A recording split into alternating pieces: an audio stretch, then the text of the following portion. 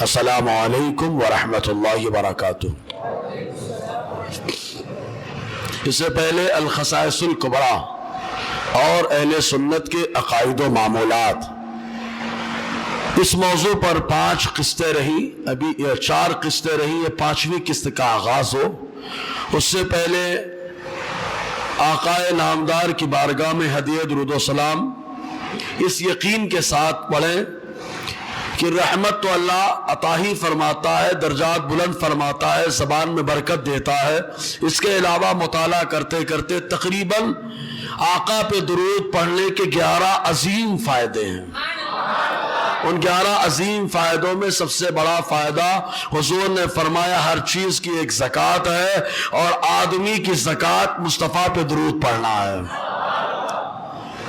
اور ایسے ہی حضور صلی اللہ علیہ وسلم نے فرمایا کہ جو مجھ پر درود پڑھتا ہے قیامت کے دن مجھ پہ سب سے زیادہ قریب ہوگا، اور جو مجھ پر درود پڑھتا ہے میری شفاعت کا زیادہ حقدار ہوگا۔ اسی انداز میں آقا علیہ السلام نے تقریباً 11 فوائد ذکر فرمائے کہ جو حضور پر درود پڑھے اللہ تعالیٰ ان کو یہ فائدہ عطا فرماتا ہے۔ تو آئیے اسی امید پر آقا کی بارگاہ میں ہدیہ درود و سلام پیش کریں۔ پڑھیں بابا سے بلند صلی اللہ علیہ صلی اللہ علیہ وسلم، صلاۃ و سلام علیک یا سیدی یا رسول اللہ صلی اللہ تعالی علیہ وسلم۔ معزز سامعین کرام، پچھلے ہفتے معراج کے تعلق سے کچھ عظیم باتیں بتائی گئی۔ معراج کی رات حضور نے اللہ کو دیکھا یا نہیں دیکھا، آپ اپنا عقیدہ بیان کریں۔ دیکھا کہ نہیں دیکھا؟ زور سے بولیے بھائی۔ حضور نے اللہ تعالیٰ کو دیکھا؟ آپ کو حدیثوں سے معلوم ہے کہ دماغ چلایا ہے آپ نے؟ اگر حدیث سے معلوم ہے تو ایک بار سبحان اللہ بنتا ہے پھر تو۔ ہاں، اور اگر کوئی اعتراض کرے گا اس کا بھی جواب ہے کہ دیکھنا نور کا کتنے طریقے کا ہوتا ہے؟ زور سے بولو نا یار۔ جلال اور مصطفیٰ نے کیسے دیکھا؟ جمال میں دیکھا۔ جو کہے جلال میں وہ کون ہے؟ جھوٹا، کیونکہ مصطفیٰ کو اللہ تعالیٰ نے مہمان بنا کے بلایا، اور جس مہمان کو ہم بڑے ادب اور بڑے محبت کے ساتھ بلائے، احترام کے ساتھ بلائے، اس مہمان کے آنے پہ ہم جلال اور غصہ نہیں دکھاتے۔ یہ ہمارا معاملہ ہے، وہ تو اللہ تبارک و تعالیٰ ہے۔ پھر تو یہیں پر بات ہوئی تھی۔ اب ایک عظیم بات یہ کہ حضور صلی اللہ علیہ وسلم کے لیے اللہ تبارک و تعالیٰ نے، اچھا ایک بات اور بتا دے، وہ پہلے حصے کی بات رہی، دوسرے حصے میں تو کعب الاحبار، یہ کعب الاحبار کے بارے میں خالی ایک بات بتا دو۔ جب بیت المقدس فتح ہوا، فتح الشام کے اندر آیا، تو یہ بہت بڑے عالم تھے، بہت بڑے عالم، تو یہ ایمان لائے۔ پچھلی کتابوں میں آقا علیہ السلام کے بارے میں کیا کیا لکھا ہے یہ بتانے کے لیے حضرت عمر نے کہا آپ یہاں نہیں رہیں گے، آپ میرے ساتھ مدینہ چلیے۔ حضرت عمر رضی اللہ تعالیٰ عنہ ان کو مدینہ لائے، اور ان کا ایک ہی کام تھا مسجد نبوی شریف میں بیٹھ کر آقا علیہ السلام کے ان فضائل و خصائل کو بیان کرنا جو پچھلی کتابوں میں لکھے ہوئے ہیں۔ ان کا یہی ایک کام تھا، تو یہ بیان فرماتے ہیں جو پچھلی کتابوں کا علم بھی ہے اور اس دین کا بھی علم ہے۔ یہ کیا فرماتے ہیں؟ یہ الخصائص الکبریٰ دوسرا حصہ، حدیث نمبر 939، ان کعب الاحبار قال ان اللہ قسم رؤیتہ وکلامہ بین محمد وموسیٰ علیہم السلام فرآہ محمد صلی اللہ علیہ وسلم مرتين وکلمہ موسیٰ مرتين۔ فرماتے اللہ تعالیٰ نے اپنے کلام کو اور اپنی رویت کو 2 شخصیات کے درمیان، موسیٰ کلیم اللہ اور مصطفیٰ حبیب اللہ کے درمیان بانٹ دیا ہے، یعنی کلام کو اور دیدار کو بانٹ دیا۔ فرآہ محمد مرتين، تو مصطفیٰ جان رحمت نے اپنے رب کو 2 بار دیکھا ہے۔ کعب الاحبار فتح بتا رہے ہیں 2 مرتبہ دیکھا ہے۔ یہ الخصائص الکبریٰ، موسیٰ علیہ السلام نے اللہ تعالیٰ سے 2 مرتبہ کلام کیا، اور اس پہ جو حاشیہ لگا ہے اس میں تو بڑی زبردست باتیں لکھی گئی ہیں کہ حضور صلی اللہ علیہ وسلم کو معراج خالی ایک بار نہیں ہوئی ہے۔ فرماتے ہیں حضور کی معراج لا تعداد ہیں، بولو یار، گنتی سے باہر ہیں۔ حالانکہ شیخ صاحب نے ہمارے 33 کہا ہے، شیخ عبدالحق محدث دہلوی علیہ رحمۃ الرضوان نے. اب ایک دماغ میں بات آتی ہے کہ اللہ تبارک و تعالیٰ نے اپنے محبوب صلی اللہ علیہ وسلم کو کتنا پاور دیا. لوگوں نے تو خالی اتنا دیکھا کہ مصطفیٰ نے پیٹ پر پتھر باندھا، یہ نہیں پڑھا کہ مصطفیٰ نے آسمان سے دعا کی تو اللہ نے دسترخوان بھی اتارا ہے. ہاں؟ یہ تعلیم امت کے لیے تھا پتھر کا باندھنا، اور یہ بھی تعلیم امت کے لیے تھا کہ میں نے پتھر باندھا تو اپنی طرح مت سمجھ لینا، میرے اللہ نے مجھے وہ کمال دیا کہ دعا کر دوں تو آسمان سے دسترخوان اتر جاتا ہے. سمجھ میں آیا؟ تو یہ حضور صلی اللہ علیہ وسلم کے کمال اور حضور صلی اللہ علیہ وسلم کی خوبیاں ہیں. انہی خوبیوں میں سے یہ کہ حضور صلی اللہ علیہ وسلم کو اللہ نے یہ پاور دیا، سورج کو 3 مرتبہ روکا ہے. کتنے مرتبہ؟ کتنے مرتبہ؟ ہاں، ہمارے ہاں تو ایک بار بولے نکاح قبول ہو جاتا ہے تو ہو گیا نکاح، لیکن پھر بھی زور. ان کے ہاں تو ایک بار میں، ہمارے ہاں تو تاکید کے لیے 2 بار کم سے کم بڑھا ہی دیتے، تاکید کے لیے. ایک بار میں تو ہو ہی جاتا ہے، جو جاتا ہے رشتہ. تو حضور صلی اللہ علیہ وسلم نے 3 بار روکا. اب آپ کہیں گے کب کب؟ ہم نے کہا مقام صحابہ میں علی کے لیے، سب کو معلوم. غزوہ خندق میں اپنے لیے، اور سنو یار، اللہ تبارک و تعالیٰ نے مقام صحابہ میں اپنے محبوب کو پاور دے رکھا ہے کہ مقام صحابہ میں علی کے لیے روکا، غزوہ خندق میں اپنے لیے روکا، اور معراج میں اپنی عظمت بتانے کے لیے روکا ہے. اب آپ کہیں گے معراج، ہم نے کہا ہاں 3 موقع آئے اور تینوں حوالے کا ذمہ دار میں. ٹھیک ہے، پہلا موقع آیا حضور صلی اللہ علیہ وسلم نے روکا. یہ الخصائص الکبریٰ صفحہ 573 کے اندر موجود ہے. صفحہ 573 حدیث نمبر 936. اسماعیل ابن عبد الرحمن کہتے ہیں لما اسری برسول اللہ صلی اللہ علیہ وسلم، جب مصطفیٰ کو شب اسرا کا دولہا بنایا گیا، آپ تشریف لائے. وَأَخْبَرَ قَوْمُهُ بِالرِّفَقَةِ وَالْعَلَامَةِ فِي الْعِيرِ، حضور نے آ کر کے سب بتایا معاملات کیا کیا ہوئے. اور حضور نے بتایا وہاں سے آنے کے بعد جب میں واپس آنے لگا تو راستے میں ایک قافلے کو دیکھا جو قریش کا قافلہ تھا، اور وہ ملک شام سے واپس آ رہا ہے. میں نے اسے دیکھا. اب ان کو مدعا مل گیا، قریش والوں کو. جیسے مدعا ملا ان لوگوں نے کہا متا تجیو، یہ قافلہ کب آئے گا، کس دن آئے گا؟ ایک اندازہ رہتا ہے نا، وہاں سے اتنے دن میں پہنچ جائے گا. تو مصطفیٰ جان رحمت کی زبان سے نکل گیا یوم الاربعاء، بدھ کے دن آئے گا. اب ان لوگوں نے بدھ کو سارا کام دھندا چھوڑ دیا، خالی ایک ہی کام کیا. اور یہ ملک شام سے جو راستہ مکے میں داخل ہوتا وہیں جب ٹکٹکی باندھ کے بیٹھ گئے. اب آتا اب آتا اب آتا اب آتا اب آتا.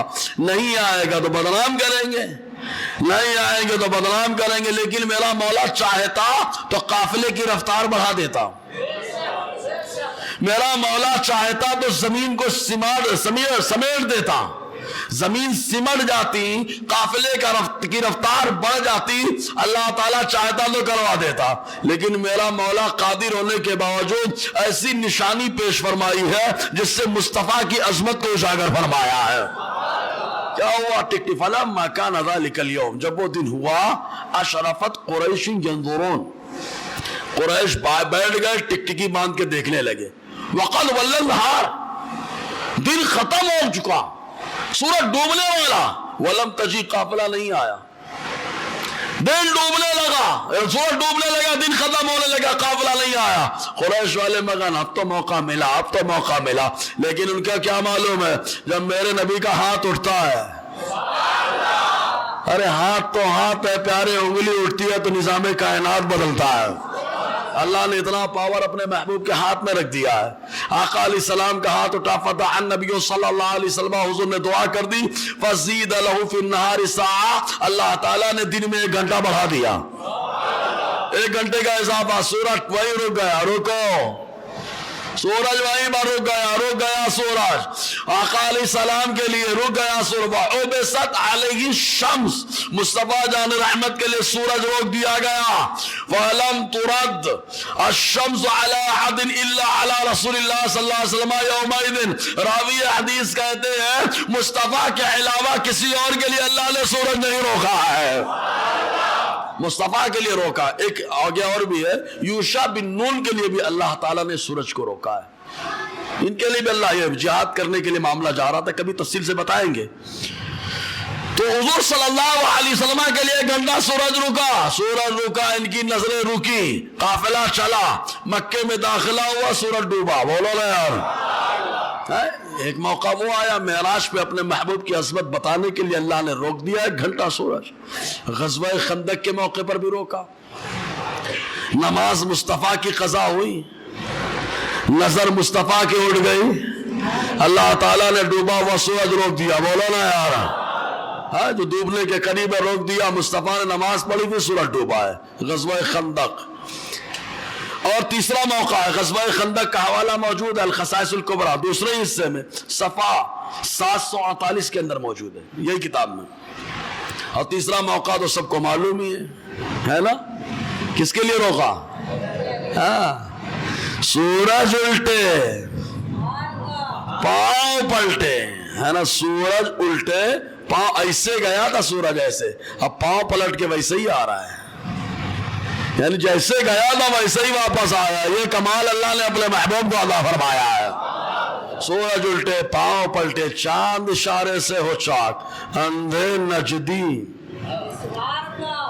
नजदी देख ले कुदरत रसूलुल्लाह की।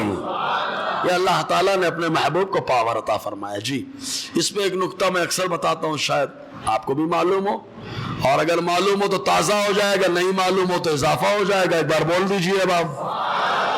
अल्लाह तबारक व तआला ने, देखो सूरज 3 बार मुस्तफ़ा के रुका मालूम, और चांद कितने बार टुकड़े हुआ? 1 ही बार, बाकी तो खाली घूमा है। सूरज 3 बार रुका, चांद कई बार। बचपने में मुस्तफ़ा की उंगली जिधर जा रही सूरज उधर, चांद उधर, पढ़े ना, हदीस बताया था आते अब्बास के हवाले से। तो चांद मुस्तफ़ा के लिए 1 बार 2 टुकड़े हुआ, और सूरज 3 बार रुका। लेकिन अल्लाह ताला ने ये नहीं फरमाया यसअलूनका अनिल अहिल्ला, महबूब आपसे चांद के बारे में पूछते हैं, ये छोटा क्यों हो जाता है, ये बड़ा क्यों हो जाता है, ये छुप क्यों जाता है, ये ज्यादा रोशन क्यों हो जाता है? पूछते हैं महबूब, कुल हिया मवाक़ीतु लिन्नासि वल हज, तो महबूब कह दीजिए ये लोगों के लिए वक्त भी बताता है और हज का वक्त भी बताता है। कहा कैसे? कहा अब यहाँ पे काबिल गौर बात, हुजूर ने क्या फरमाया? चांद देखो रोजा रखो, चांद देखो ईद मनाओ। बोलो ना यार, चांद देख कर ही सब होना है, सूरज देख के कुछ नहीं हो रहा है। और कुछ लोग सूरज के चक्कर में परेशान रहते हैं, सूरज निकले, ठीक है, अच्छी बात है, सूरज आता है तो रोशनी लाता है, अल्लाह की कुदरत की निशानी बताता है। लेकिन ये भी याद रखो प्यारे, दिन भर जलने के बाद जब इसका पावर मध्यम पड़ने लगता है, कम पड़ने लगता है, तो सजदा करने के लिए रब की बारगाह में जाता है, और एक सजदे की बरकत से अल्लाह ताला फिर 12 घंटा पावर अता फरमा देता है। हदीस पाक में आता है, अबू ज़र ग़िफ़ारी रज़ियल्लाहु ताला से मरवी है, वो कहते हैं मैं हुजूर के पीछे बैठा हुआ था, हुजूर ने फरमाया अबू ज़र जानते हो सूरज कहाँ जाता है? जानते हो कहाँ जाता है? जब डूबता है तो कहाँ जाता है? तो अबू ज़र ग़िफ़ारी कहते हैं अल्लाह उसके रसूल बेहतर जानते हैं। मुस्तफ़ा फरमाते हैं अल्लाह की बारगाह में सजदा करने के लिए जाता है। हम समझ रहे हैं वो डूब रहा है, लेकिन वो अल्लाह की बारगाह में सजदा कर रहा है। जब तक निकला रोशन करके रखा और अल्लाह की बारगाह में गया तो सजदा किया, अल्लाह ताला ने दूसरे दिन नया पावर अता फरमा दिया है। नए पावर के साथ सूरज हमारे सामने आ रहा है। जी, तो हुजूर सल्लल्लाहु अलैहि वसल्लम ने कहा चांद देखो, ईद मनाओ, चांद सब है ना, सूरज नहीं। क्यों? क्योंकि चांद मुस्तफ़ा के नाम पे कुर्बान, और जो मुस्तफ़ा के नाम पे कुर्बान होता है अल्लाह ताला उसी को मोहब्बत की निशानी बनाता है। क्या भी मोहब्बत की निशानी को देखो, ये आका अलैहिस्सलाम की शान। अब एक चीज और, क्या हुजूर सल्लल्लाहु अलैहि वसल्लम की मर्जी से अल्लाह ताला ने जन्नत से खाने के लिए, पीने के लिए कुछ भेजा है कि नहीं भेजा है? دماغ میں بات آتی، میں ہمیشہ خلش میں رہتا، ٹینشن میں رہتا تھا. کہتا ہے عیسیٰ علیہ السلام نے دعا کر دی اللہم انزل علینا مائدۃ من السماء، اے اللہ آسمان سے دسترخوان اتار دے، اور اللہ نے اتار دیا. محبوب نے نہیں مانگا کیا؟ محبوب نے مانگا کہ نہیں مانگا؟ لیکن الخصائص الکبریٰ، اور اس سے پہلے تاریخ ابن عساکر تقریباً 7 سال پہلے پڑھ رہا تھا، تو یہ روایت وہاں ملی تو ایمان تازہ ہو گیا بس، ہے نا. اور اس کے بعد الخصائص الکبریٰ پچھلے ہفتے جب مکمل پڑھ رہا تھا بالاستیعاب، تو ایک پورا باب ہی مل گیا جس باب میں بتایا گیا 1-2 بار نہیں، کئی مرتبہ اللہ تعالیٰ نے اپنے محبوب کے لیے آسمان سے دسترخوان بھیجا ہے، کئی مرتبہ دسترخوان بھیجا ہے. اب دیکھیں ذرا جنت سے پانی کیسے آ گیا بھائی. یہ الخصائص الکبریٰ دوسرا حصہ صفحہ 593، اس کے اندر آیا کیا ہے معلوم؟ اور آیا بھی کس کے لیے؟ آیا اس کے لیے جس کو لائے مصطفیٰ، ہے نا. ہجرت میں سب جا رہے ہیں، ابو بکر نے کہا میں بھی جاؤں گا. رکو، تم کیوں جا رہے ہو؟ جبرائیل آئے گا. جبرائیل کون میرے ساتھ ہجرت میں میرا ساتھی ہوگا؟ جبرائیل نے کہا آپ کا یار، آپ کا یار، آپ کا یار. کون؟ کہا ابو بکر صدیق. ابو بکر صدیق آپ کے ساتھ ہجرت کے موقع پر ہوں گے. تو ابو بکر صدیق رضی اللہ تعالیٰ عنہ ہیں. جب غار میں گئے، حدیث میں کیا ہے معلوم؟ ابن عساکر نے کہا، عبداللہ ابن عباس اس کے راوی ہیں، کہتے ہیں کانا ابو بکر رضی اللہ عنہ مع رسول اللہ صلی اللہ علیہ وسلم فی الغار. ابو بکر صدیق رضی اللہ تعالی عنہ حضور صلی اللہ علیہ وسلم کے ساتھ غار میں تھے. فعطشا، پیاسے ہو گئے. غار میں تھے، انہیں پیاس لگ گئی، پانی کا انتظام ہے نہیں. غار ثور، اللہ تعالی ہم سب کو زیارت کا موقع عطا فرما دے. بہت بلندی پہ ہے، اب تو بازو بازو بڑی شاندار عمارتیں، بلڈنگ کھڑی ہیں. فعطشا، پیاسے ہو گئے. فقال له رسول اللہ صلی اللہ علیہ وسلم، انہوں نے حضور صلی اللہ علیہ وسلم کی بارگاہ میں کہا کہ پیاس کا احساس ہو رہا ہے. مصطفیٰ نے ان سے فرمایا اذهب الى صدر الغار، غار کے دہانے پہ چلے جاؤ جہاں سے داخلہ ہوا ہے. غار جو ہے بغداد، وہاں سرنگ کے دہانے پہ چلے جاؤ. جب جاؤ گے فشرب، وہاں پانی ہوگا، پانی پی لینا. ابو بکر نے یہ نہیں کہا کہ کہاں سے آیا پانی، کیوں آیا پانی. ڈائریکٹ حضور نے کہا فانطلق ابو بکر رضی اللہ عنہ الى صدر الغار. ابو بکر حضور کے پاس سے غار کے دہانے پر آئے. فشربا منہ، وہاں آئے، وہاں پانی موجود تھا، پانی پی لیا. اور پانی کیسا تھا؟ کہتے اعلی من العسل، شہد سے زیادہ میٹھا. اور سنو یار، شہد سے بھی زیادہ میٹھا. وابیض من اللبن، دودھ سے بھی زیادہ سفید. وَأَزْكَى رَائِحَةً مِنَ الْمِسْكِ، مشک سے زیادہ خوشبودار. کیا بات ہے یار. اچھا، اس پانی کو ہمارے یہاں شربت کہتے ہیں. اس پانی کو ہمارے یہاں شربت کہتے ہیں. جب دودھ ملا دو تو دودھ، ہے نا، مٹھائی میں میٹھا ملا دو، اور پھر جو ہے گلاب پانی وغیرہ ملا دیتے ہیں، گلاب کے پتیاں ملا دیتے ہیں، تو آدمی خوشبودار بھی ہو جاتا ہے. تو اپنی زبان میں آج کے دور میں اس کو کیا بولنے لگے؟ شربت. حالانکہ شربت کا معنی ہوتا ہے پینا. یہ مصدر ہے، مصدر شریبہ کا. شربت کا معنی پینا، اس کا لغوی اعتبار سے معنی مشروب، یعنی وہ چیز جس کو پیا جائے. اب لوگ بولتے ہیں وہ چیز جو پیا جائے، بولے ثابت نہیں ہے. میں نے کہا عجب آدمی ہے یار، کہاں سے ثابت نہیں ہے؟ ثابت نہیں ہے. ارے بھیا مطالعہ کر، تیرا مطالعہ کرنا ثابت نہیں ہے، لیکن اپنا مطالعہ کرنا ثابت ہے کہ ابو بکر نے سوال کر دیا، اللہ تعالیٰ نے غار کے دہانے پہ بھیج دیا ہے. اور جب غار کے دہانے پہ جو پانی آیا وہ دودھ سے بھی زیادہ کیا ہے؟ زور سے بولو نا یار. دودھ سے بھی زیادہ سفید ہے، اور شہد سے بھی زیادہ میٹھا ہے، اور خوشبو بھی مشک سے زیادہ آ رہی ہے. گئے ابو بکر، پیے، ثم عادا، آ گئے. اب پینے کے بعد اب آ کر کے پوچھا، فقال رسول اللہ صلی اللہ علیہ وسلم، تو حضور نے ان سے فرمایا ان اللہ امر الملک المؤکل بانہار الجنہ. جب تم نے ابو بکر پانی کا سوال کیا تو اس فرشتے کو اللہ تعالیٰ نے حکم دے دیا جو فرشتہ جنت کے دریاؤں پر مقرر ہے کہ میرے محبوب کا محبوب پیاسا ہے اور اس کے لیے جنت کے پانی کا انتظام کر دو.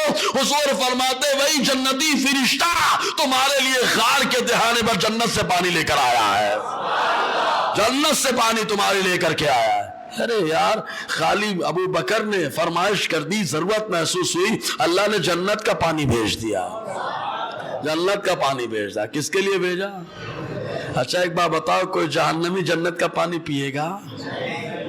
سمجھنا، کوئی جہنمی جنت کا پانی، ارے جنت کا پانی کیا جنت کی خوشبو میں نہیں سونگے گا، لیکن ابو بکر نے جنت کا پانی بھی پی لیا اور جنت کے پانی سے جنتی خوشبو کو بھی سونگ لیا، اور جو جنتی پانی کو پیے جنتی خوشبو کو سونگے اس کو جہنمی کہنے والا بلا شبہ وہ جہنمی ہوگا، ورنہ تو مصطفیٰ نے اس کو دنیا ہی میں جنتی بنا دیا ہے، جنتی مصطفیٰ نے بنا دیا۔ یہ ابو بکر صدیق رضی اللہ تعالیٰ۔ جی اب ایک سوال دماغ میں پیدا ہوتا، خالی ایک ہی بار آیا؟ ہمارے لیے تو ایک ہی کافی ہے یار، اور ہم تو نہیں بھی اگر ہو پڑھتے تو بھی ہم لوگ تو مان، سنی بہت پیارا بھولا ہوتا ہے، بیچا مان لیتا ہے ادھارا، لیکن اس میں بھی کچھ لوگ ہوتے ہیں طبیعت پرست، کتنی کتاب کا حوالہ دے ڈالو، کتنا بتا ڈالو، نہ موری مرضی سے شریعت چلتی۔ ہاں بھیا آسمان سے تم مجتہد مطلق بن کے پیدا ہوئے ہو، قیامت میں بھی کہہ دینا مولا میں یہ چاہتا تھا میرے حساب سے شریعت چلے، لیکن میری حساب سے نہیں چلی شریعت۔ سمجھ میں آیا؟ تو یہ باتیں ہوتی ہیں، کبھی کبھی آدمی دماغ چلاتا ہے، دماغ نہ چلائے، اپنی غلطی ہو چاہے کسی کی غلطی ہو، شریعت کی کسوٹی پہ جب پرکھیں گے تب ایسے دور میں ہر آدمی آپ کو اچھا نظر آئے گا، سمجھ رہے نا جی؟ اب سوال یہی پیدا ہوتا ہے کیا جنت سے آیا تھا کھانا؟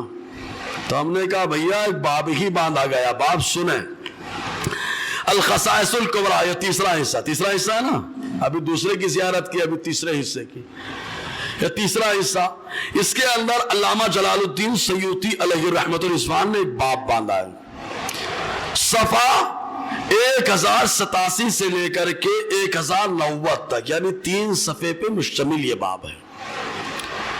اس کے اندر جنت سے جو حضور صلی اللہ علیہ وسلم کے لیے کیا کیا آیا سب کا انہوں نے ذکر کیا ہے، جنت سے حضور صلی اللہ علیہ وسلم کے لیے کیا کیا آیا انہوں نے پورا اس کا ذکر فرمایا ہے۔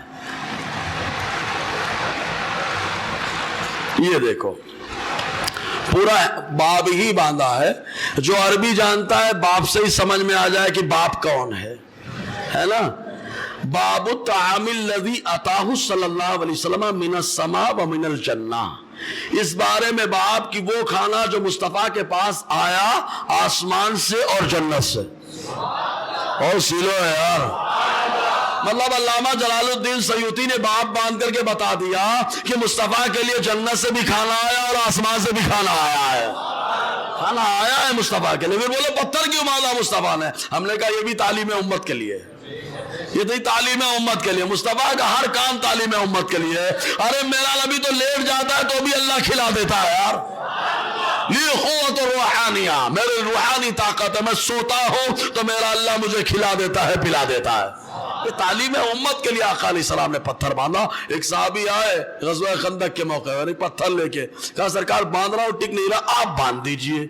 مصطفیٰ نے ان کے پیٹ میں پتھر باندھا، اور وہ صحابی یہ تصور نہ کرے حالانکہ صحابی ہیں وہ، کوئی اور نہیں، تو پہلے پتھر آقا علیہ السلام نے باندھا تو اپنا پیٹ کھول کر کے دکھایا تو مصطفیٰ جعل رحمت نے پہلے سے 2 پتھر باندھ رکھا تھا، 2 پتھر باندھ۔ کیا خوش نصیب پتھر ہیں یار، کیا نصیب ہے کہ مصطفیٰ کے شکم اطہر سے لگے ہیں، کیا عظمت والے پتھر ہیں وہ جی۔ اس کے اندر باب باندھا گیا، دیکھو اب حدیث۔ سلمہ ابن نفیع سکونی کہتے ہیں کہ کننا جلوسا عند رسول اللہ صلی اللہ علیہ وسلم، ہم حضور کے پاس بیٹھے ہوئے تھے، اذ قال قائل، اتنے میں ایک بولنے والے نے کہا یا رسول اللہ هل اوتیت بطعام من السماء، کیا آپ کے پاس آسمان سے کھانا آیا؟ کیا آپ کے پاس آسمان سے کھانا آیا؟ صحابہ موجود ہے، سب کی موجودگی میں سوال ہو رہا کیا کھانا آیا؟ وفی لفظ، دوسرے الفاظ میں کیا ہے؟ آسمان سے جنت سے کھانا آیا؟ حضور نے فرمایا نعم، ہاں کھانا آیا، بولو نا یار۔ پھر انہوں نے سوال کر دیا کس چیز میں کھانا آیا؟ پھر سوال کیا وہ مادہ، کس چیز میں؟ تو حضور نے فرمایا فی مسخنہ، دیگچی میں کھانا آیا۔ کس میں کھانا آیا؟ دیگچی ہمارے یہاں پتیلی، بھگونی، چھوٹی بھگونا سے۔ تو حضور صلی اللہ علیہ وسلم سے پھر انہوں نے سوال کیا هل كان فيها فضل عنك، کیا اس میں سے کچھ بچا تھا کھانا جو جنت سے آیا، آسمان سے آیا، اس میں سے کچھ بچا؟ اگر بچا ہوتا تو اپنا بھی کچھ فائدہ ہوتا، یہ مقصد تھا ان کا۔ حضور نے فرمایا ہاں بچا تھا۔ تو انہوں نے کہا بچا ہوا کھانا کیا ہوا؟ حضور نے فرمایا رفع الی السماء، آیا تھا آسمان سے اور آسمان ہی پہ چلا گیا۔ مولانا یار آیا تھا آسمان سے چلا گیا آسمان پہ۔ پھر اس کے بعد بڑی لمبی حدیث پاک ہے۔ پھر اس کے بعد دوسری حدیث میں کیا ہے معلوم؟ یہ حارث ابن محمد رضی اللہ تعالیٰ کے طریقے سے یہ روایت کرتے ہیں ابو سعید خدری رضی اللہ تعالیٰ سے، وہ کہتے ہیں کہ میں مدینہ آیا، میں نے ایک شخص کو دیکھا کہ وہ اپنے ساتھی سے کہہ رہا ہے حضور صلی اللہ علیہ وسلم کی رات میں مہمان نوازی کی گئی۔ حضور کی رات میں مہمان نوازی کی گئی، کس نے کیا، کہاں سے کیا، یہ نہیں بتایا۔ فَأَتَيْتُ رسول اللہ صلی اللہ علیہ وسلم، میں حضور کے پاس پہنچا، میں نے عرض کیا یا رسول اللہ بلغنی انکا قریت اللیلہ، مجھے خبر لگی کہ رات میں آپ کو مہمان بنایا گیا، آپ کے لیے ضیافت کا اہتمام کیا گیا۔ حضور نے فرمایا اجل ہاں۔ میں نے کہا وماذا، کیسے مہمان بنے آپ، کیسے میزبانی کی گئی آپ کی مہمان نوازی جو کی گئی؟ حضور نے فرمایا طعام فی مسخلہ، کھانا تھا جو برتن میں آیا۔ تو میں نے کہا یا رسول اللہ کچھ بچا؟ حضور نے فرمایا نہیں، آیا تھا آسمان سے، رفع، آسمان میں جو بچا تھا پھر واپس بلا لیا گیا۔ جو کھانا آیا ہم نے کھایا، جو بچا پھر واپس چلا گیا۔ ایک دوسری بات میں یوں آیا، حضرت عبداللہ ابن عباس رضی اللہ تعالی عنہما سے مروی ہے، وہ کہتے ہیں جبرائیل السلام حضور صلی اللہ علیہ وسلم کے پاس آئے، انہوں نے کہا ان ربک یقریک السلام، اللہ تعالیٰ آپ کو سلام کہتا ہے، وارسلنی الیک بہذا القطف، اور اللہ تعالیٰ نے اس کھجور کے خوشے کو آپ کے لیے بھیجا ہے۔ کھجور کا کیا ہے؟ خوشہ، گچھا بولتے ہیں۔ اللہ تبارک و تعالیٰ نے آپ کے لیے بھیجا، کیوں؟ لِتَأْكُلَهُ، تاکہ آپ اسے کھائے۔ حضور صلی اللہ علیہ وسلم نے اس میں لیا اور ساتھ میں اور کئی لوگ شامل ہوئے، تو آقا علیہ السلام کے لیے اللہ تعالیٰ نے آسمان سے اور جنت سے کھانا بھیجا ہے نا؟ آسمان سے اور جنت سے اللہ تعالیٰ نے کھانا عنایت فرمایا۔ ایک دسترخوان تو ایسا آیا کہ حضور بھی کھانے کے لیے بیٹھے اور ساتھ میں آقا علیہ السلام کے ساتھ حضرت الیاس علیہ السلام بھی کھانے بیٹھے۔ اور یاد رکھیں شعار پیغمبر زمین پر آج بھی حیات دنیاوی کے ساتھ موجود ہے، حالانکہ سارے نبی قبروں میں زندہ ہیں، سارے نبی زندہ ہیں، جہاں چاہتے آتے جاتے، لیکن اسپیشل شعار نبی حیات دنیاوی کے ساتھ موجود۔ حضرت خضر علیہ السلام وہ تو بارہا مصطفیٰ کی بارگاہ میں آتے رہے، حضرت الیاس علیہ السلام آقا علیہ السلام کے ساتھ دسترخوان میں شامل ہو بھی حدیث سنا رہا، اور حضور صلی اللہ علیہ وسلم نے ان دونوں شخصیات کے بارے میں، ان دونوں نبیوں کے بارے میں آقا نے فرمایا یہ ہر سال حج کرنے کے لیے عرفات کے میدان میں حاضر آتے ہیں، ہر سال حج کرنے کے لیے آتے ہیں۔ اور دو نبی اور، ایک آتے ادریس علیہ السلام، آسمان پہ اللہ تعالیٰ فرماتا ہے وَرَفَعْنَاهُ مَكَانًا عَلِيًّا، ہم نے اپنے ادریس کو بلند مقام عطا فرما دیا ہے، تو بلند مقام۔ اور چوتھے نبی جو ہے عیسیٰ علیہ السلام، یہ چار نبی آج بھی دنیاوی زندگی کے ساتھ موجود ہیں، اگرچہ سارے نبی قبر میں زندہ ہیں، اور قبر میں ایسے زندہ ہے کہ آتے جاتے رہتے، جہاں نماز بھی پڑھتے رہتے ہیں، عبادت بھی کرتے ہیں، اور جب چاہتے جس کی مدد بھی فرما دیتے ہیں، حدیثیں موجود ہیں۔ اب یہ دسترخوان جو آیا تو اس دسترخوان میں حضور صلی اللہ علیہ وسلم نے حضرت الیاس علیہ السلام کو بھی شامل فرمایا۔ ایک کتاب ہے الخصائص الکبریٰ، دوسرا حصہ اس کا صفحہ 913 کھولنے والا ہے۔ صفحہ 913 کے اندر آیا حضور صلی اللہ علیہ وسلم نے کیسے دسترخوان کو منگایا اور کیسے ان کے ساتھ حضور صلی اللہ علیہ وسلم نے تناول فرمایا۔ حضرت انس ابن مالک رضی اللہ تعالیٰ فرماتے ہیں ایک مرتبہ حضور صلی اللہ علیہ وسلم کے ساتھ سفر میں تھے، مقام حجر میں پہنچے تو ایک شخص وہاں مقام حجر میں ایک جملہ کہہ رہا ہے۔ کیا کہہ رہا ہے؟ یہ حدیث دیکھ لیں۔ حضرت انس فرماتے غزونا مع رسول اللہ صلی اللہ علیہ وسلم، ہم نے حضور صلی اللہ علیہ وسلم کے ساتھ جنگ کی، حتی اذا کننا عند الحجر، جب مقام حجر میں ہم لوگ پہنچے، اذا نحن بالصوت یقول، ہم ایک آواز کے پاس تھے اور کوئی کہہ رہا تھا اللہم اجعلنی من امت محمد المرحومہ، اے اللہ مجھے امت محمد میں شامل فرما۔ کوئی کہنے والا کہہ رہا ہے اللہ امت محمد میں شامل فرما. یہ کون سی امت؟ المرحومہ جس پر اللہ نے خوب رحمت کو نازل فرمایا ہے, المغفور لہا جس کو اللہ نے بخش دیا ہے, المستجاب لہا جس کی دعائیں قبول ہوتی ہیں.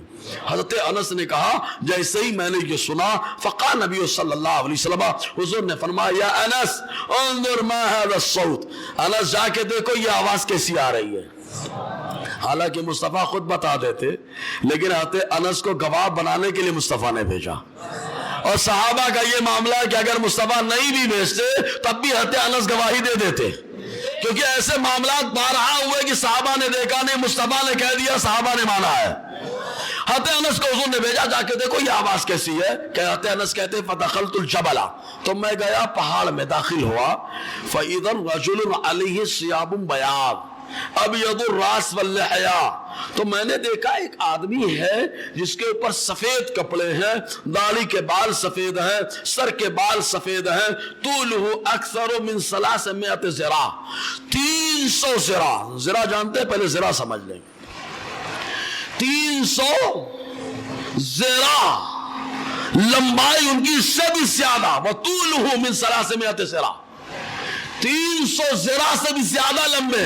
حدیث میں آیا پہلے انسان لمبے پیدا ہوتے تھے, رفتہ رفتہ چھوٹے ہونے لگے, حدیث سے موجود ہے. تو 300 ذراع لمبے. فلما رآنی, جیسے ہی انہوں نے مجھے دیکھا کہا انت رسول النبی صلی اللہ علیہ وسلم, تم نبی آخر الزمان کے قاصد ہو کیا؟ تو نبی آخر الزمان کے قاصد ہو کیا؟ قلت نعم, میں نے کہا ہاں. انہوں نے کہا ارجع الی فاخری السلام, ان کے پاس واپس جاؤ, انہیں جا کر میرا سلام کہو. اور سلو بولے یار, واپس جاؤ جا کر کے میرا سلام کہو. وقل لہو, اور ان سے کہو جو یہاں پہ آپ کی امت میں شامل ہونے کی دعا کر رہا ہے, ھذا اخوک الیاس, وہ آپ کے بھائی الیاس ہے. ہاں آپ کے بھائی کون ہے؟ ہاں تو بھائی کہنے والوں کو موقع مل گیا. ہم نے کہا بھائی دادا والے ادھر آؤ, ادھر آؤ. حضور کو بھائی نہیں کہہ سکتے. بولے کہنے کا نا بھائی. ہم نے کہا بھیا ادھر آؤ, حضرت علی کے علاوہ پرمیشن کسی کو نہیں ہے. حضرت علی کو مصطفیٰ نے پرمیشن دے رکھا ہے. اب اگر کوئی مصطفیٰ کو بھائی کہتا ہے وہ جھوٹا ہے, افترا کرنے والا ہے. ابن ماجہ کے اندر حدیث موجود ہے, اور میں نے 5 حدیث تو میری ڈائری میں موجود ہے یار. یہ کوفہ کی جامع مسجد ہے, کوفہ کی جامع مسجد ہے. حضور صلی اللہ علیہ وسلم کے خلیفہ چہارم مولائے کائنات فاتح خیبر حضرت علی رضی اللہ تعالیٰ عنہ خطبہ دے رہے ہیں کوفہ کی جامع مسجد میں. خطبہ دیتے ہوئے ارشاد فرمایا لوگوں سنو, ایک مرتبہ حضور نے ایک رشتہ قائم کیا. کون سا؟ مواخات کا. بھائی بنایا تھا نا, بہت محرم میں سنے یار, رٹا ہوا ہے سب. انصار کو حضور نے مہاجر کا بھائی بنا دیا, مہاجر کو انصار کا بھائی بنا دیا. حضرت علی رہ گئے, رونے لگے کہ مجھے تو کسی کا بھائی نہیں بنایا. آقا نے فرمایا علی کیوں روتے ہو؟ انما ترکتک لنفسی, علی میں نے تم کو چھوڑا ہے اپنے لیے, تم میرے بھائی, میں تمہارا بھائی. اتنا تو سب بتاتے. اس کے آگے کا جملہ سنو, حضور نے کیا فرمایا؟ لا يدعیہا من بعد الا کذاب مفتری کی. حضرت علی فرماتے اس کے بعد حضور نے خالی یہ پرمیشن مجھے دیا. آقا فرماتے اب علی تمہارے بعد اگر کوئی اس کا دعویٰ کرے وہ جھوٹا ہے, مکار ہے. اب جو حضور کو بھائی کہے, حضور نے فتویٰ دے دیا وہ جھوٹا ہے, مکار ہے. حضرت علی کا کوفہ کی جامع مسجد کا خطبہ کہ وہ جھوٹا ہے, مکار ہے. الحمدللہ ہم مصطفیٰ کو خالی یا رسول اللہ, یا حبیب اللہ, ہم بھائی نہیں, ہم اپنا غلام, ہم اپنے آپ کو آقا کا غلام مانتے, اپنا آقا مانتے. اور پھر وہ لوگ جو بھائی کہیں گے حضور کو, میں ان سے چھوٹا سا سوال کرتا ہے یار, بھائی کی بیوی کو ماں کہتے ہیں کہ بھابھی کہتے ہیں؟ سبحان اللہ, سبحان اللہ. بھائی کی بیوی کو کیا کہتے ہیں؟ بھابھی کہتے ہیں کہ ماں کہتے ہیں؟ تو بولیں گے بھائی کی بیوی کو تو ماں کہتے ہیں, بھائی کی بیوی کو بھابھی کہتے ہیں, ماں نہیں کہتے ہیں. تو ہم نے کہا یہیں سے کلیئر ہو گیا, بھائی کی بیوی ماں نہیں ہوتی ہے, بھابھی ہوتی ہے. الحمدللہ مصطفیٰ کی جتنی ازواج مطہرات ہیں, ہم مومنوں کی بھابیاں نہیں بلکہ ہماری مائیں ہیں, ہماری مائیں ہیں, ہماری مائیں. اٹھا کر دیکھو سورہ احزاب, اللہ تعالیٰ نے تمام مومنوں کی ماں بنا دیا ہے. بولو نا یار, ہے نا, یہ ہماری ماں. جی تو حضور نے فرمایا ہے اخوک الیاس, جا کے کہہ دو حضور سے یہ آپ کے بھائی الیاس ہیں. یرید ان یلقاک, وہ آج سے ملاقات کرنا چاہتے ہیں. ملاقات کرنا چاہتے پرمیشن، اور پرمیشن لینے کا انداز بھی بڑا پیارا ہے. اے اللہ مجھے امت محمد میں شامل فرما. بولا نا یار، اللہ نے پہلے وعدہ کیا ہے، روز میثاق سب سے وعدہ لے لیا. سورہ آل عمران کے اندر اللہ تعالیٰ فرماتا ہے کہ نبیوں سے وعدہ اللہ نے لیا، اللہ تؤمنون به ولا تنصرنہ، میرا محبوب آئے تو میرے محبوب پہ ایمان لانا. بولو یار، اور ان کی مدد کرنا. حضرت الیاس وہی کر رہے ہیں کہ آپ سے ملاقات کرنا چاہتے ہیں. حضرت انس فرماتے ہیں فرجعت الی رسول اللہ صلی اللہ علیہ وسلم، میں حضور کے پاس آیا، فاخبرتہ، سارا معاملہ حضور کو بتایا.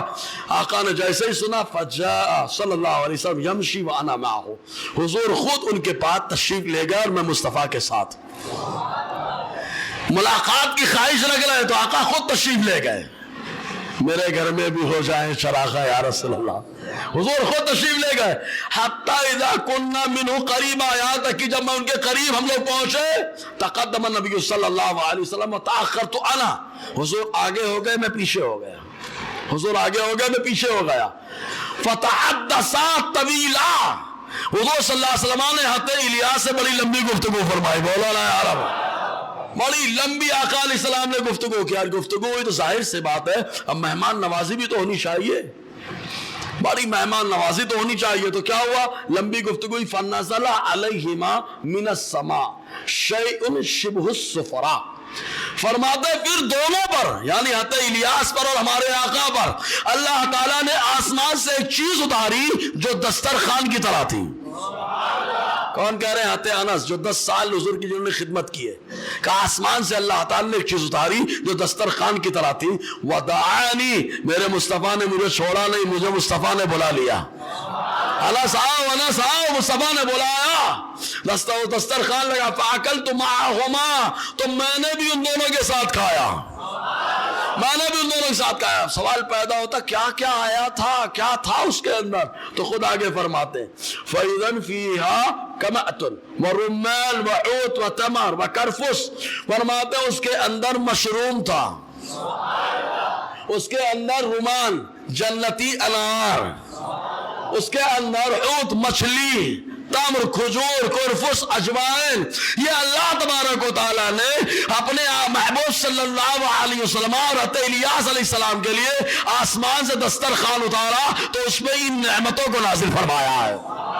اب آپ اس میں غور کر لینا، مشروم کی عام طور سے روٹی ہوتی ہے، اور پھل میں کیا ہے؟ انار موجود ہے، عود مچھلی ہے نا، تمر، کھجور میں تو بہت پاور ہے بھائی، کھجور میں بہت پاور ہے.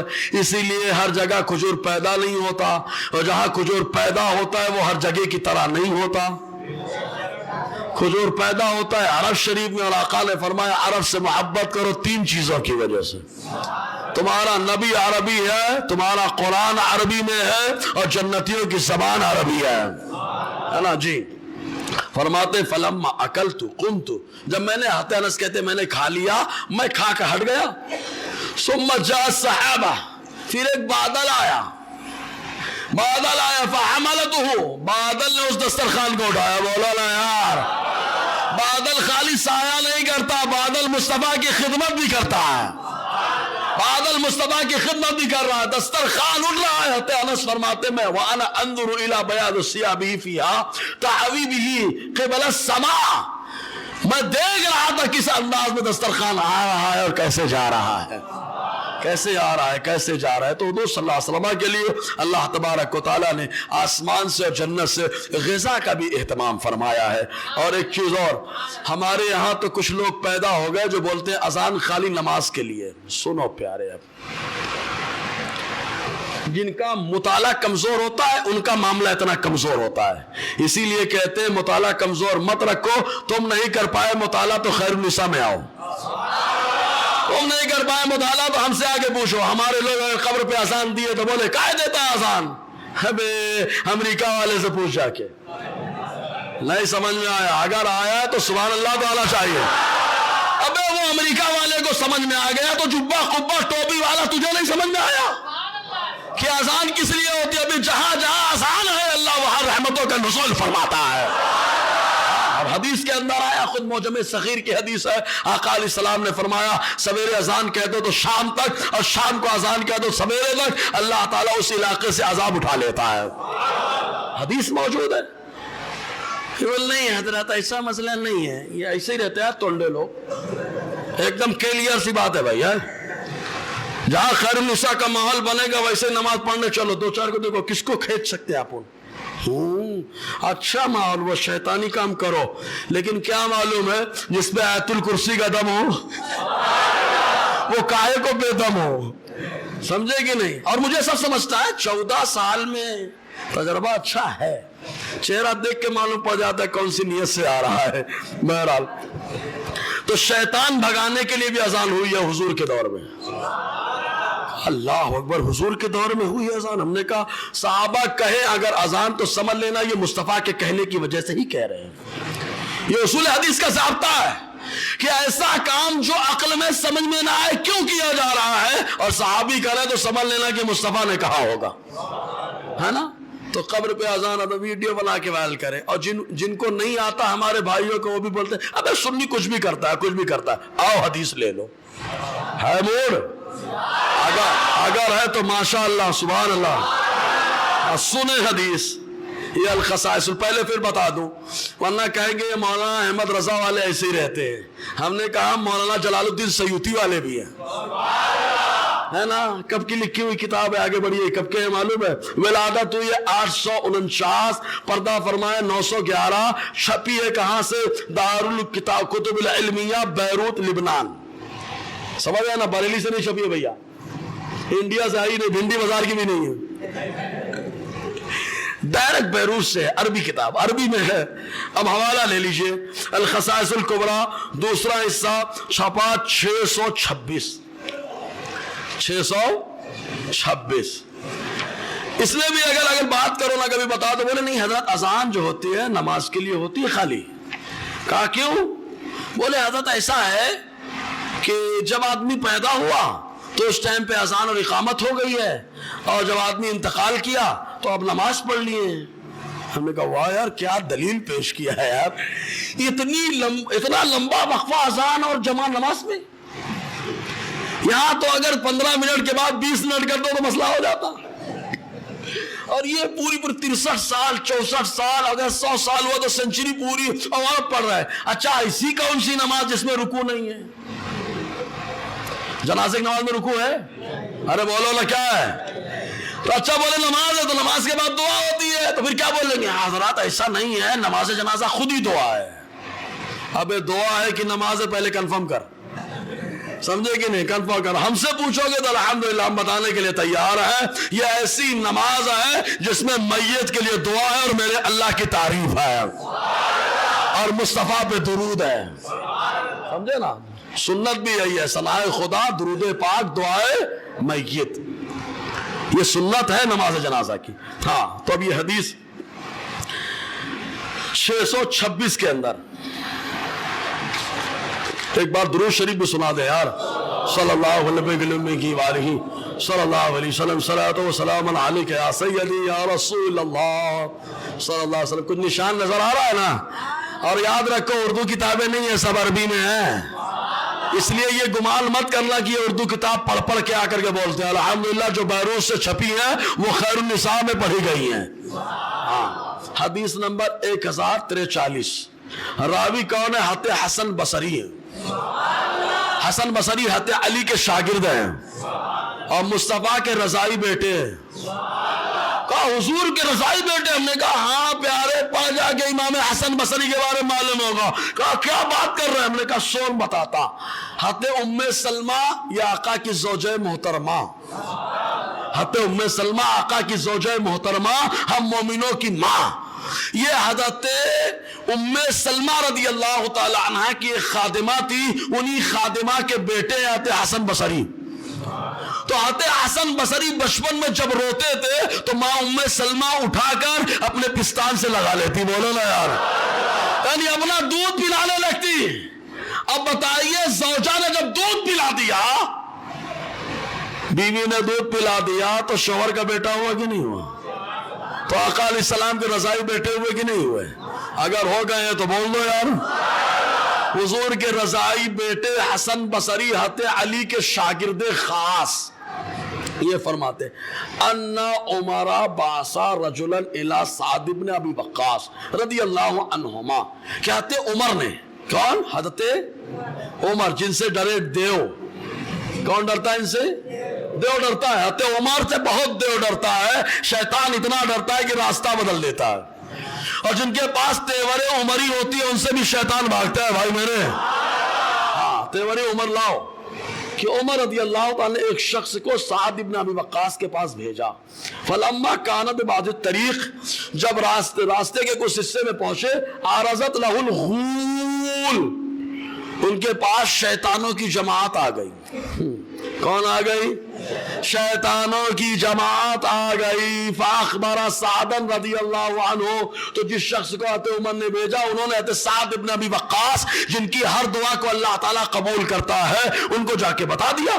جب ان کو بتایا تو حضرت سعد نے کیا کہا؟ سعد ابن ابی وقاص عشرہ مبشرہ میں سے ہے. بولا لا یار, عشرہ مبشرہ میں سے ان کی ہر دعا قبول ہوتی ہے. یہ کیا کہتے معلوم؟ اِنَّا كُنَّا نؤمر, ہمیں حکم دیا جاتا تھا.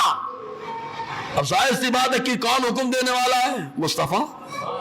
ہمیں حکم دیا جاتا تھا اذا تقولت لنا الغول ان ننادي بالاذان, کہ اگر ہمارے سامنے شیطان آ جایا کرے تو ہم اذان کہہ دیا کریں. ہمارے سامنے شیطان آ جایا کرے تو ہم کیا کہہ دیا کریں؟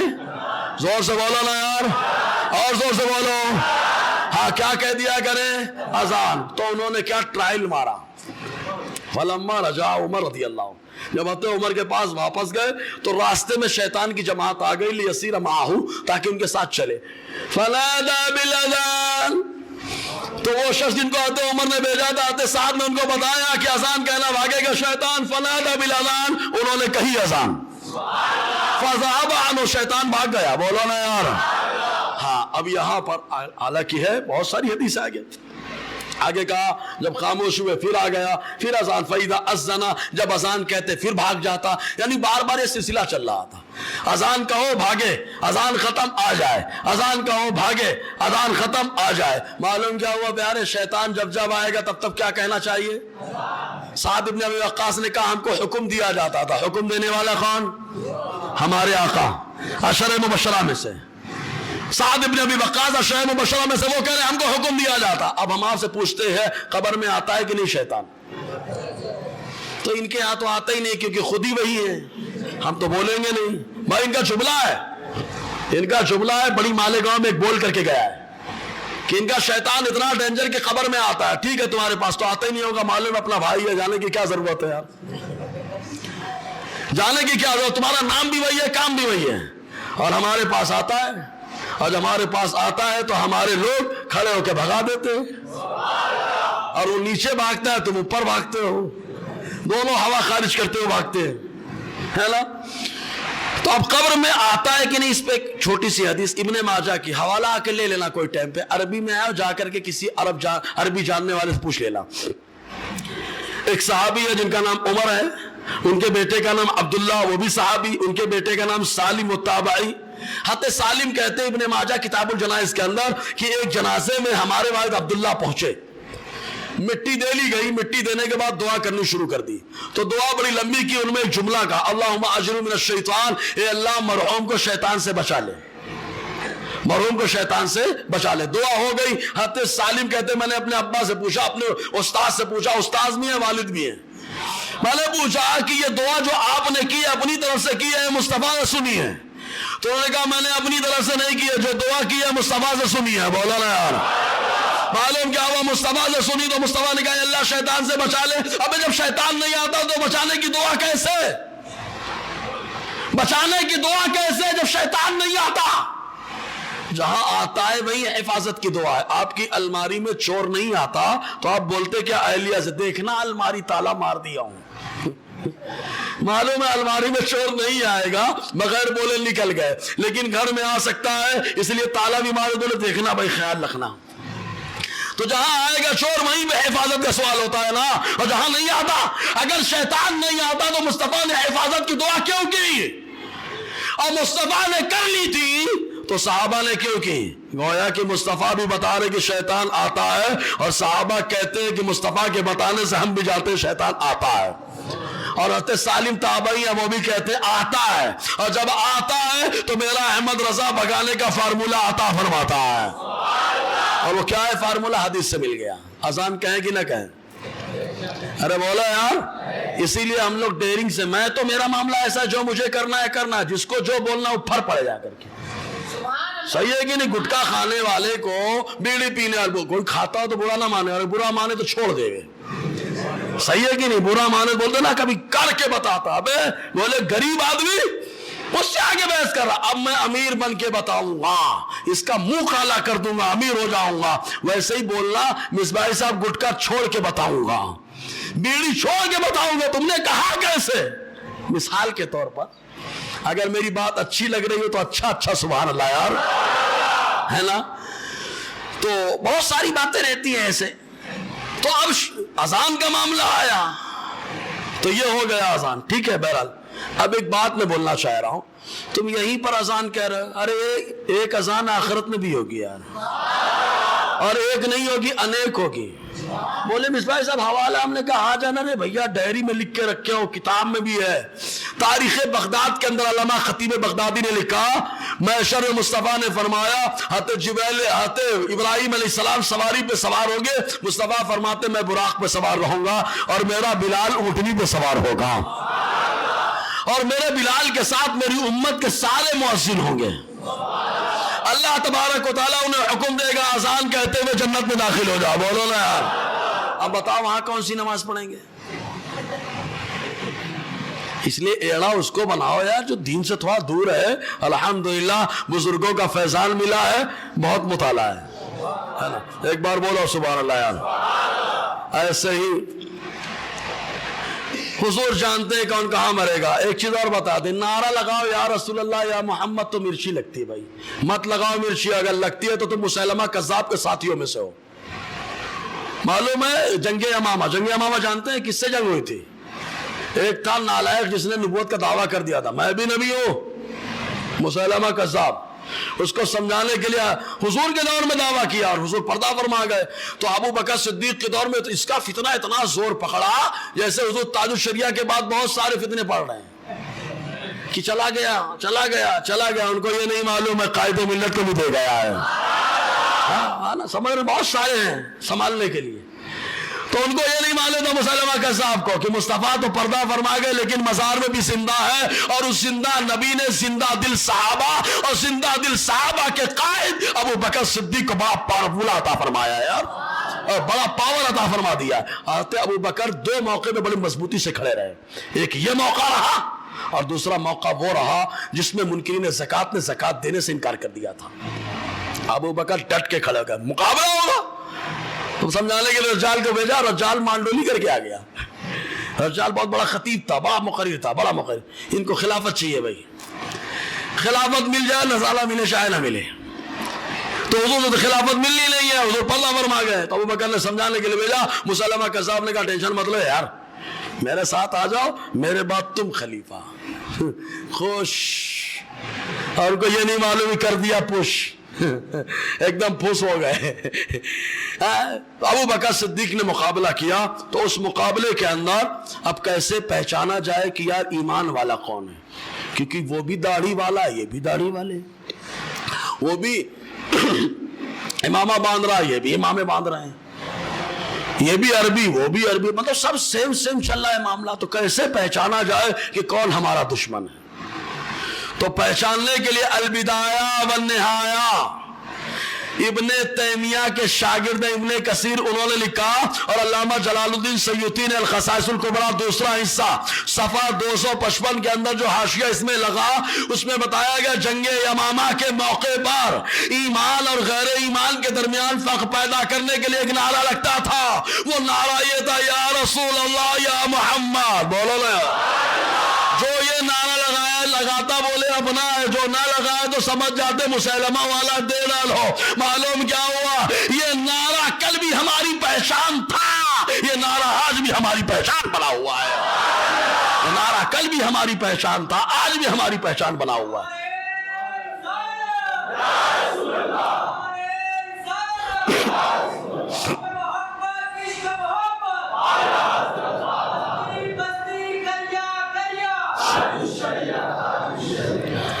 ابھی ایک آخری بات، حالانکہ بہت سارا مواد ہے، پوری کتاب ہی چل رہی ہے. اب سوچو پہلا حصہ پورا بیان ہوا خلاصہ، دوسرے میں ابھی کہاں چلے، ابھی آدھا بھی نہیں ہوا ہے.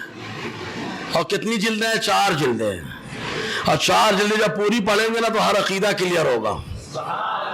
آخری بات پیش کروں اس ہفتے کے لیے، پھر اگلے ہفتے انشاءاللہ.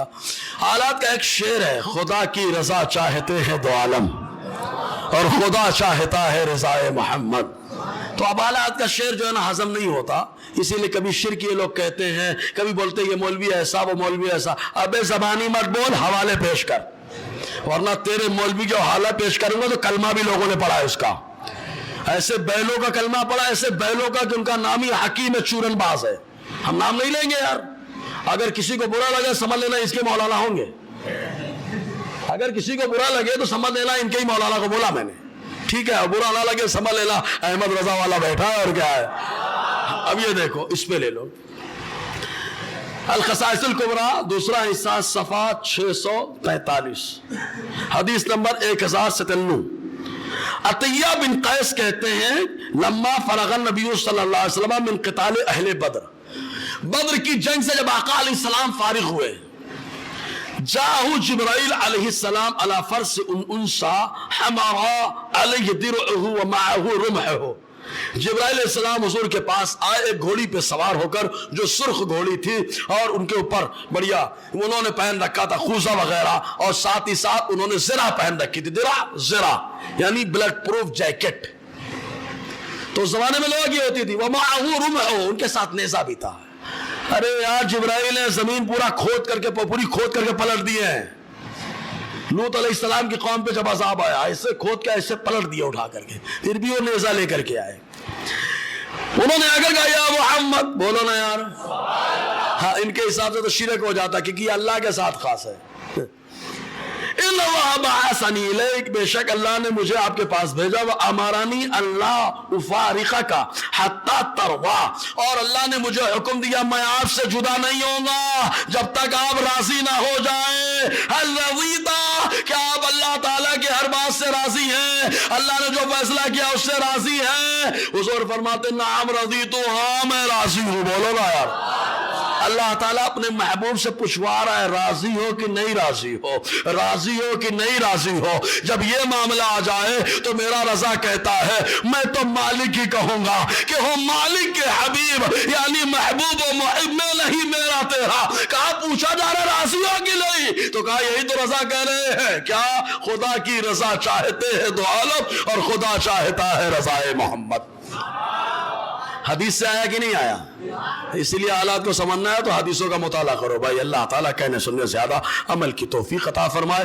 دوران گفتگو غیر شرعی کلمات نکلے ہوں تو استغفر اللہ ربی من کل ذنب واتوب الیہ. اشہد ان لا الہ الا اللہ واشہد ان محمدا عبدہ ورسولہ. السلام علیکم ورحمۃ اللہ وبرکاتہ.